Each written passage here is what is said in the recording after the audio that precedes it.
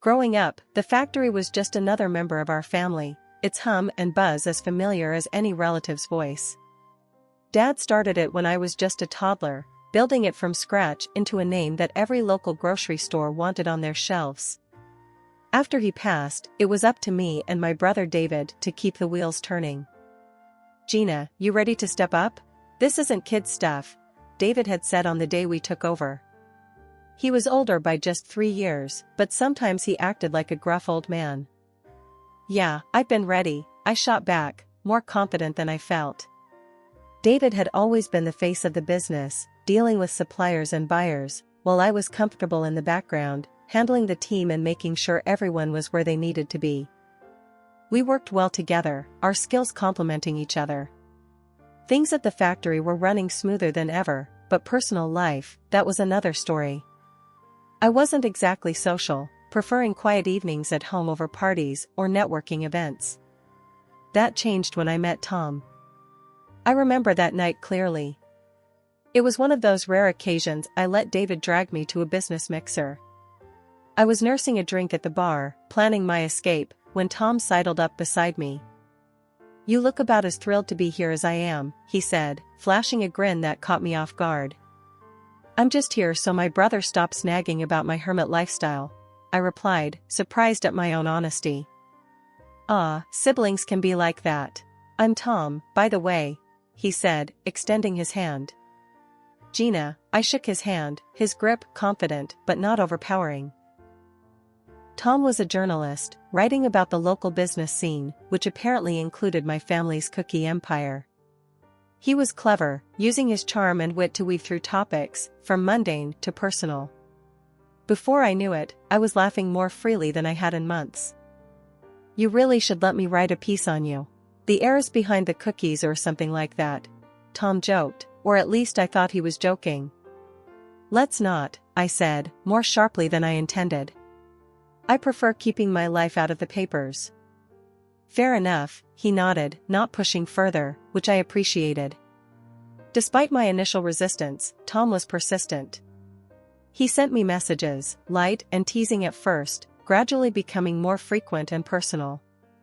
I found myself waiting for them, eager for the distraction from the everyday stress of business. David noticed the change in me. One evening, as we were closing up the office, he cornered me about it. "Who's the guy?" he asked bluntly. "What guy?" I tried to keep my face neutral. "Don't play dumb. You've been smiling at your phone like it's a love letter. Spill it." "It's Tom, the journalist from the mixer. We've been talking," I admitted, bracing for his reaction. David frowned, his protective instincts flaring up. "Just be careful, Gina. Guys like him, they can smell money and opportunity." 6 months later, I was walking down the aisle toward Tom, my heart full of hope for the future. The prenup was David's idea, and though Tom was not thrilled, he signed it. It was just a piece of paper, I told myself, a precaution that we'd never need. I believed in us, in the promise of what we could be together. Life with Tom started like a whirlwind. Suddenly, I was part of a glamorous world, often at arm's length with photographers snapping our pictures as we attended high-profile events. Tom thrived in the spotlight, using every outing as a chance to boost his online presence. One evening, as we were getting ready for another big gala, Tom was fussing more than usual. He held up 2 ties, a silver and a blue one, turning to me. "Which one?" "The silver is flashy, good for photos. But the blue, it pops on camera," he pondered out loud, genuinely torn. "Go with the blue, it suits you better," I said, keeping it simple, my mind more on the comfort of my heels than his tie color. Tom nodded and went with the blue, but not before taking a few selfies in the mirror. He posted them on his blog with the caption, "Which tie? Help me choose." He smiled at his phone as responses flooded in. At these events, I felt out of place. While Tom schmoozed, I often found myself tucked away in a corner, observing the crowd rather than being part of it. He would come over, every so often, to check on me, each time a bit more animated as the wine flowed. "Gina, you should try mingling a bit. People are dying to know more about the woman behind the cookie empire."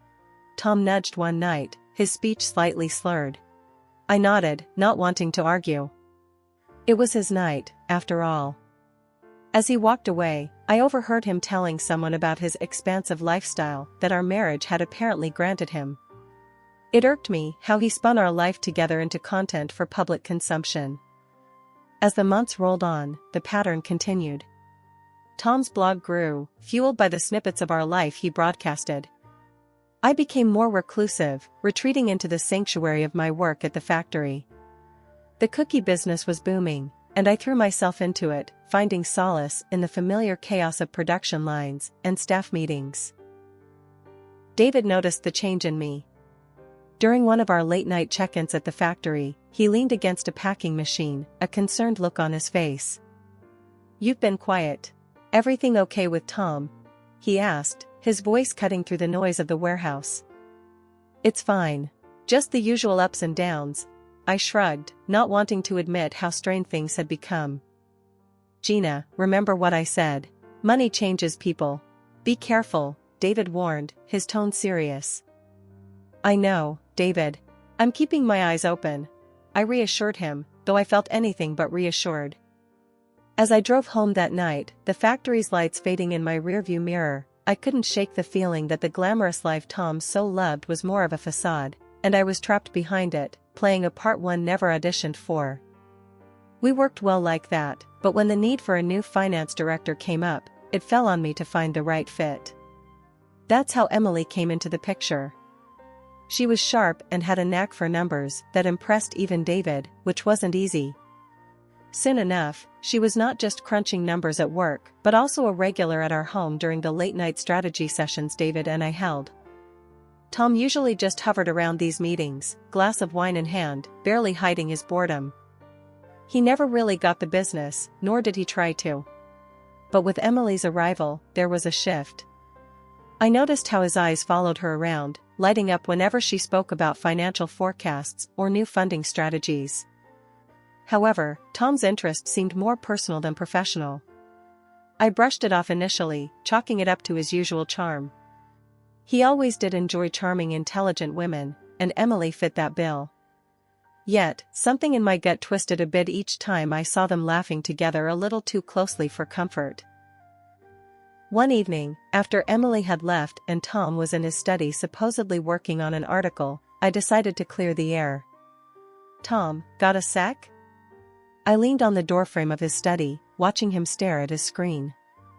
He glanced up, a little startled. "Sure, what's up?" "It's about Emily. You guys seem to be hitting it off," I said, trying to keep my tone neutral but firm. Tom raised an eyebrow, his fingers pausing over the keyboard. "What do you mean? We're just talking shop. You know, business." "Yeah, I get that. Just seems like you're really into those conversations. Just making sure it's all it is," I pushed, needing to hear him say it. He chuckled, a bit too casually. "Gina, you're worrying about nothing. She's smart, got good ideas. That's all I'm interested in." As Tom went back to his typing, I couldn't shake off the discomfort. His reassurances did little to soothe the doubts creeping up on me. I found myself confiding in David more than ever during our late-night sessions after Emily and the other staff had left. "Everything okay with you and Tom?" David asked one night as we reviewed some shipment schedules. "It's fine. He's busy with his trips, and I'm here with the cookies," I shrugged, trying to sound nonchalant. David frowned, not buying it. "You know, I don't like that guy much. Always thought he was a bit slick." "Just watch yourself, Gina." "I am, David.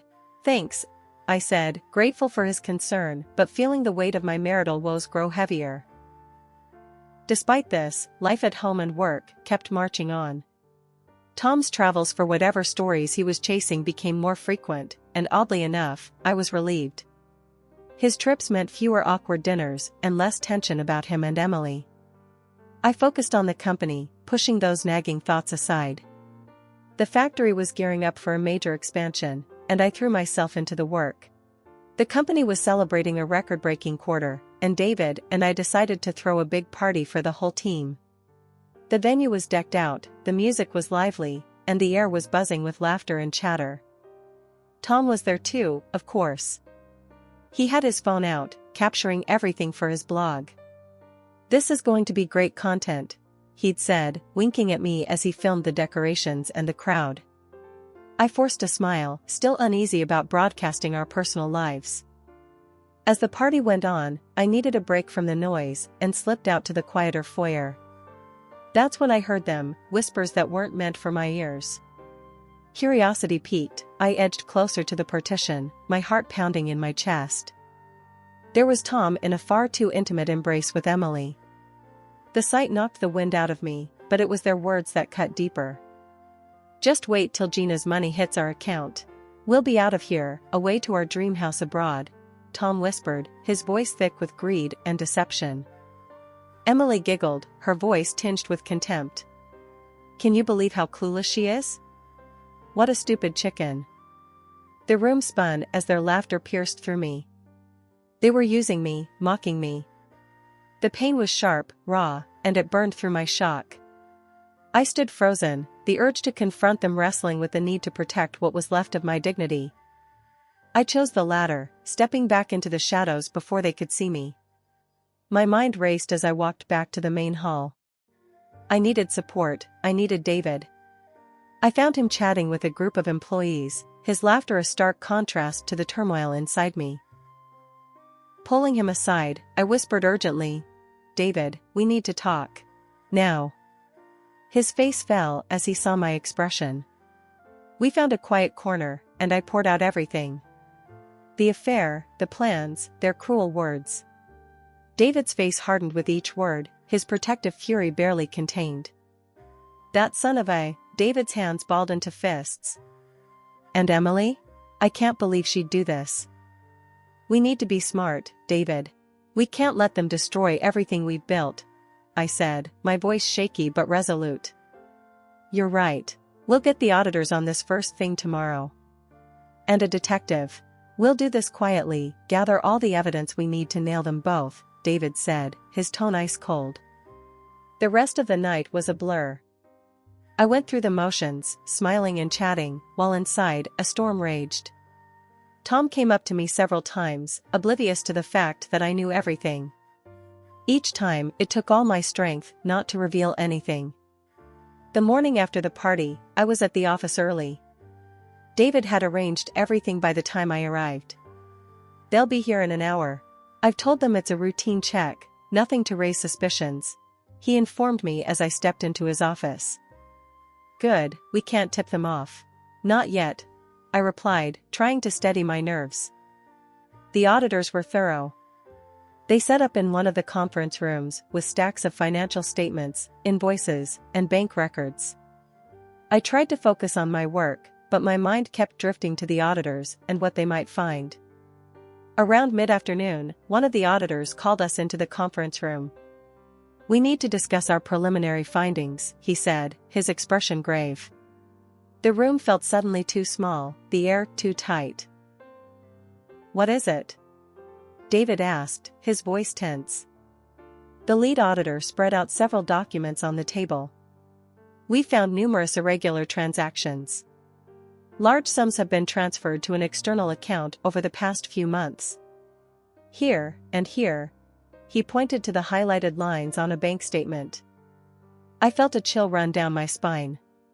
"Whose account?" I managed to ask, bracing myself for the answer.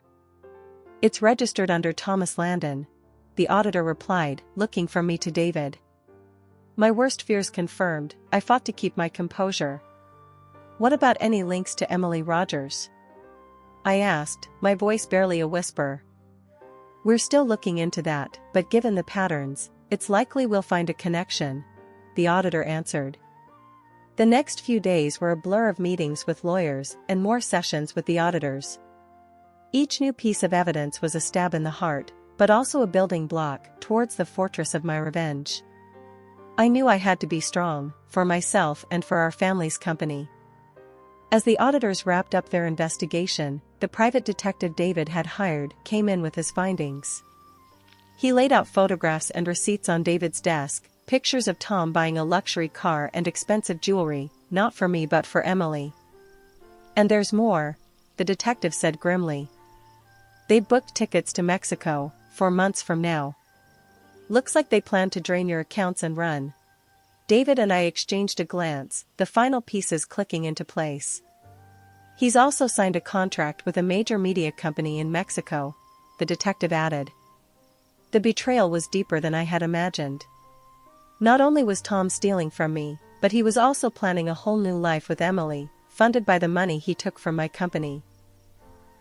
Armed with this information, we finalized our plan.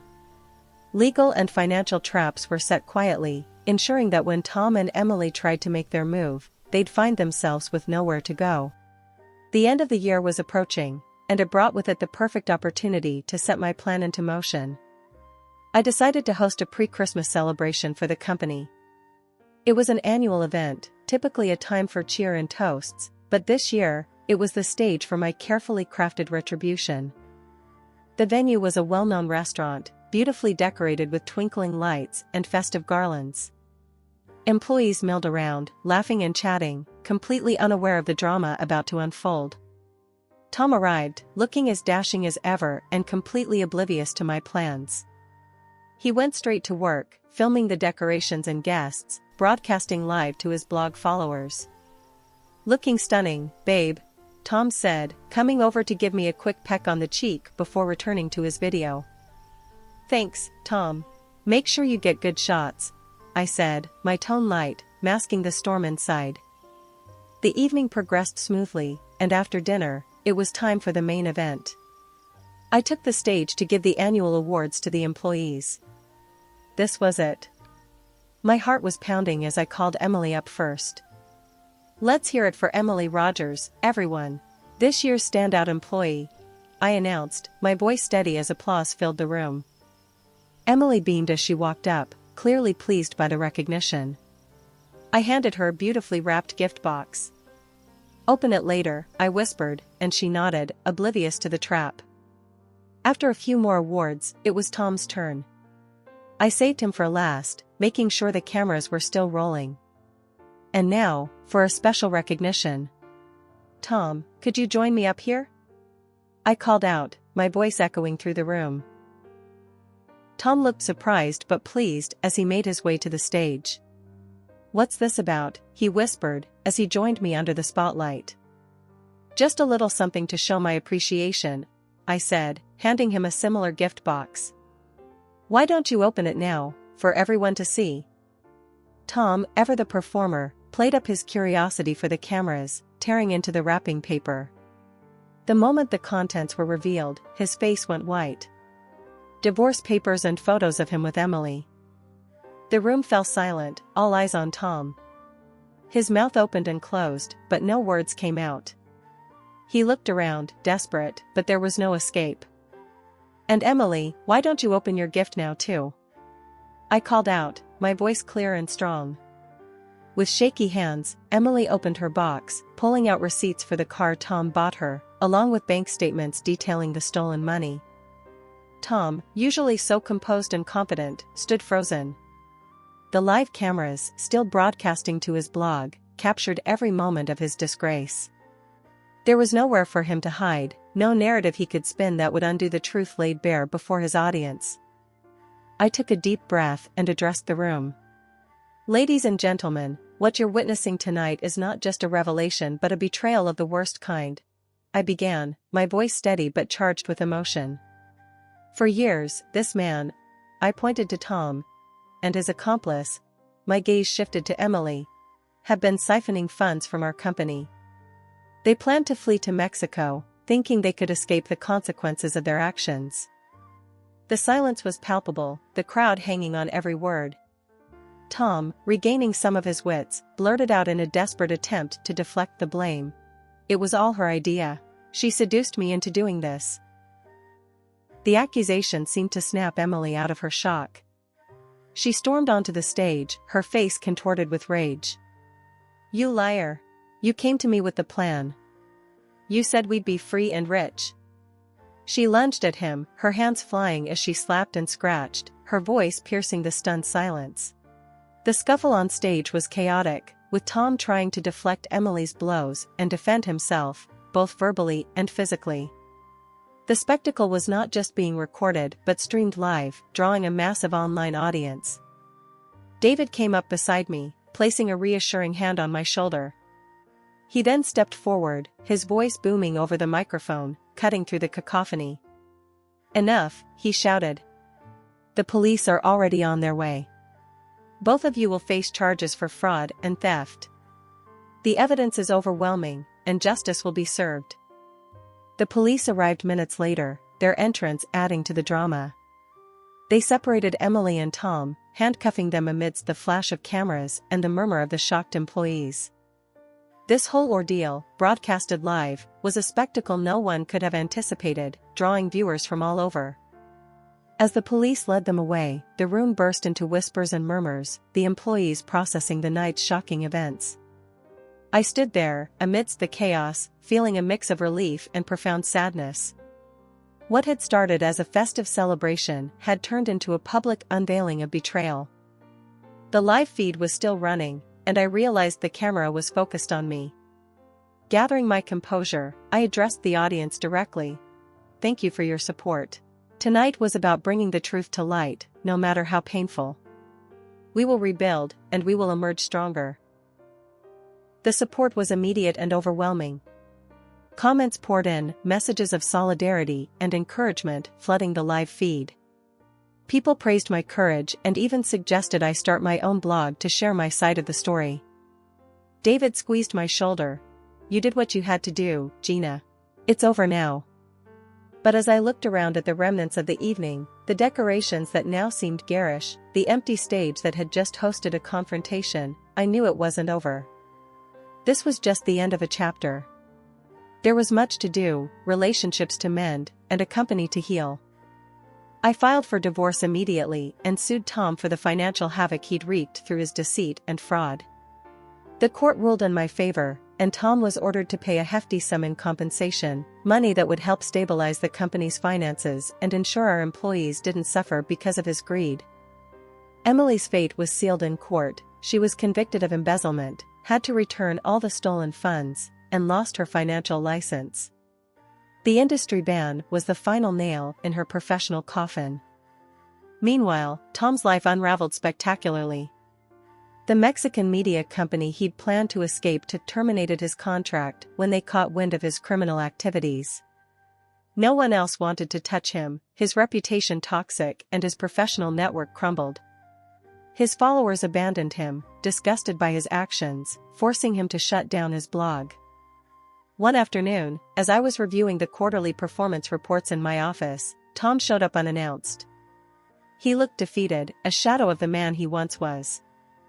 "Gina, I'm so sorry. Can we talk?" His voice was shaky, his eyes not meeting mine.